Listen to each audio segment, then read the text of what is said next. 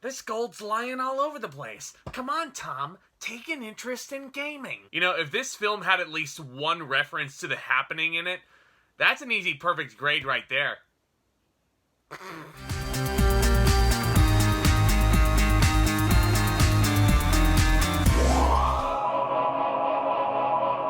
Uncharted is finally a movie. This has been discussed for a long time. It's finally out in theaters, and it's directed by Ruben Fleischer, who brought you both Zombieland films, which are great fun, as well as the first Venom movie, which has been scientifically proven in the past to be a gigantic hunk of shit. And this movie stars Tom Holland as a younger Nathan Drake, which I certainly was not anticipating going in. And Drake is recruited by Sully, played by Mark Wahlberg at his most Wahlberginess, in a race against greedy businessmen like the one played by Antonio Banderas and ruthless mercenaries like the one played by Tati Gabrielle to locate the golden treasure of the Magellan Exposition. Now, I've talked a lot about video game movies on my channel, and let's just say that they don't really have the greatest track record. They can range in quality from the first Sonic the Hedgehog movie, which was surprisingly excellent, ranging all the way to projects like last year's Mortal Kombat, which was middling violence fun, and ranging all the way to Assassin's Creed starring Michael Fassbender, which is just nonsensical fucking garbage. So I understandably had my doubts going into the theater for Uncharted earlier today. Now, I did play some of the Uncharted video games at the very beginning of Shelter in Place on my PS4, but I never really played the Uncharted games religiously like some of my friends do. I was definitely a more casual gamer when it came to Uncharted, and listen, if you're looking to go into this theater looking to nitpick Uncharted down to its tiniest little detail and smallest inaccuracy, I'm not gonna stop you. Go ahead and live your best life. It's only movies, after all. Uncharted could do nothing but surprise me, and even though this is not a perfect film, far from a masterpiece, I can sit here and comfortably say that I had a fun time at the theater watching Uncharted today. Yes, there are a lot of instances where allegiances will shift. Every character aside from Nathan Drake feels like they're backstabbing someone else at any given point throughout this runtime. So it admittedly can get a little bit confusing as to who's on what side of the conflict, who's backstabbing who, and so on and so forth. The third act of this movie involves two gigantic pirate ships attached to two moving helicopters, and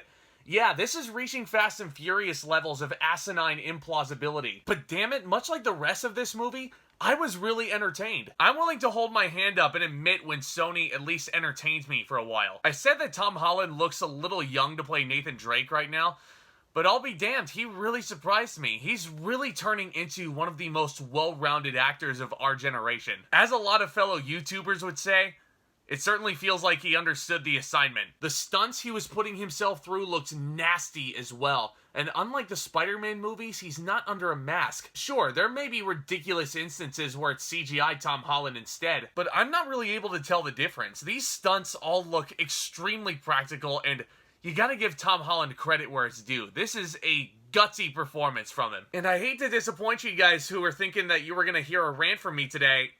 I really do.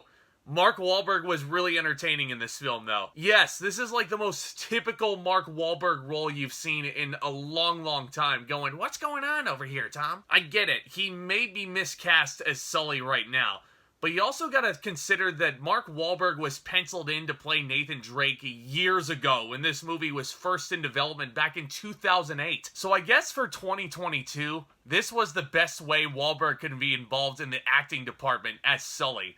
And no, he does not resemble Sully from the video games at all. But you know what?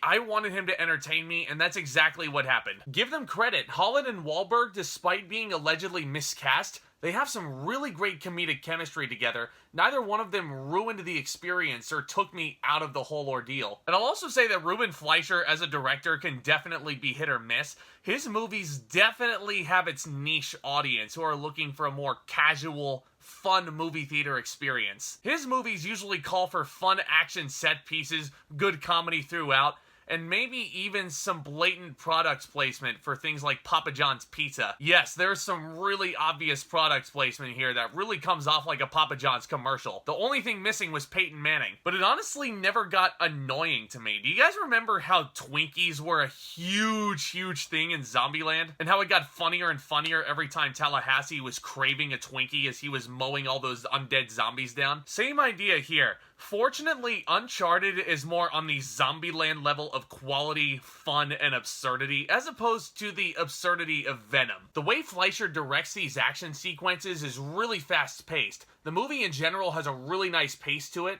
There never really was a slow moment for me in this film, and these sequences feel so much more epic with Ramin Djawadi's usual magnificence blaring in the background. And yeah, this is a fairly easy plotline to follow, but if you've seen movies like Indiana Jones, National Treasure, or hell, even Jungle Cruise from a year ago, chances are you've seen the basic story beats of Uncharted already. And that might be personally my biggest issue with Uncharted. There's a lot of it that feels very derivative of other classic adventure films that I have a soft spot for. Like, there are certain tropes in this movie that really bug me. The liar reveal cliche is written all over this second act, and I'm like, this is so predictable. I know where this story's gonna go with this. And yes, the villainous character played by Antonio Banderas is the man in the suit that I got so annoyed seeing in phase 1 of the MCU going into phase 2. But you know what? Let's face it, I could sit here and nitpick Uncharted all the way, but it's Uncharted. I was not going into this theater expecting a gigantic masterpiece or one of the strongest movies of 2022 by any stretch.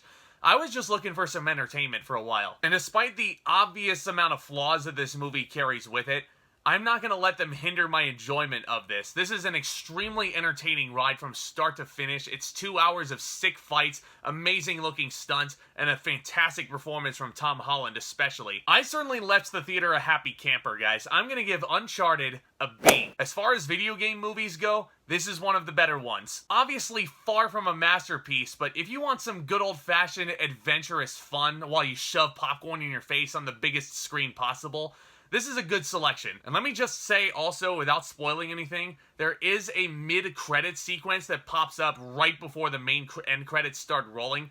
Definitely would recommend sticking around and seeing what's up there, because they're not directly implying that there's gonna be a sequel, but they're basically saying sequel, and you know what? Bring it on. I can't believe I'm saying this. I'm game for an Uncharted sequel, or a franchise. But this is all, of course, just my opinion. Let me know what you guys thought of Uncharted down in that nifty comment section down below.